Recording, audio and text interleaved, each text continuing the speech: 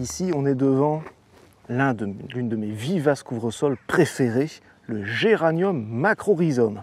Alors dans macrorhizome, vous avez macro, grosse, grand, et rhizome, racine rhizome. Effectivement, on peut aussi l'appeler le Géranium agrorhizome, voilà, parce qu'il y a justement une grosse racine, un gros rhizome qui va s'étaler petit à petit pour en faire une belle colonie.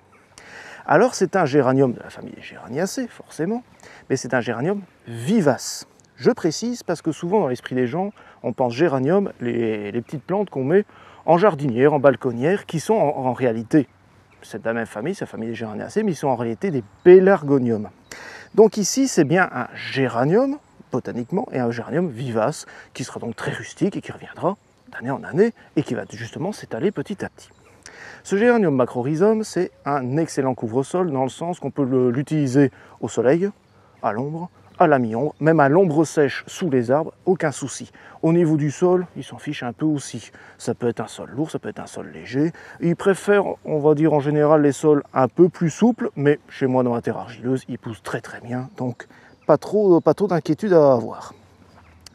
Ici, on est aux alentours du mois de mai, on va dire de fin avril, mois de mai, un peu juin, etc. Vous allez avoir une multitude de belles fleurs comme ça, qui attirent d'ailleurs les bourdons. Vous voyez, tout à l'heure, il y avait pas mal de bourdons, ça attire les abeilles, ça attire d'autres insectes. Ici, vous avez une couleur un peu rose violacée. Vous avez d'autres cultivars de Géranium macrorhizome. Vous avez la fleur blanche, vous avez la fleur un peu plus rose, un peu plus foncée, etc. Et je pense notamment au cultivar Spessart, qui est un très très beau cultivar, avec des fleurs blanches, mais légèrement bordées de rose, comme ça. On va vous le montrer en photo juste ici. Voilà. Le feuillage. Alors le feuillage, il est déjà très beau, on le voit ici, très découpé. Il est très aromatique, alors il sent un petit peu, on va dire que ça sent le géraniol, c'est une substance chimique qui a justement pris le nom de géranium, donc c'est ça qu'on sent très fort dans les feuilles, mais ça sent peut-être très légèrement la rhubarbe quand vous le froissez. Certains adorent, bon, j'aime bien cette odeur, d'autres un peu moins, bon, ça c'est pas bien grave. Mais ce qui est intéressant à ce feuillage, c'est qu'il est bien vert en été, en saison, et qui prend des couleurs un peu orangées, un peu bronze comme ça aux alentours de l'automne. Il ne disparaît pas totalement, c'est un feuillage semi-persistant, c'est-à-dire qu'en hiver, vous allez encore avoir quelques feuilles qui seront encore donc très esthétiques et qui feront en sorte d'avoir un couvre-sol qui sera là toute l'année.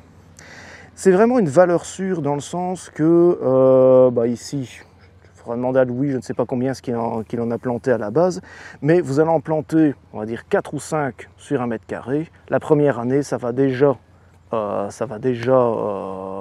pousser sur ce mètre carré, et petit à petit, ça va s'étaler.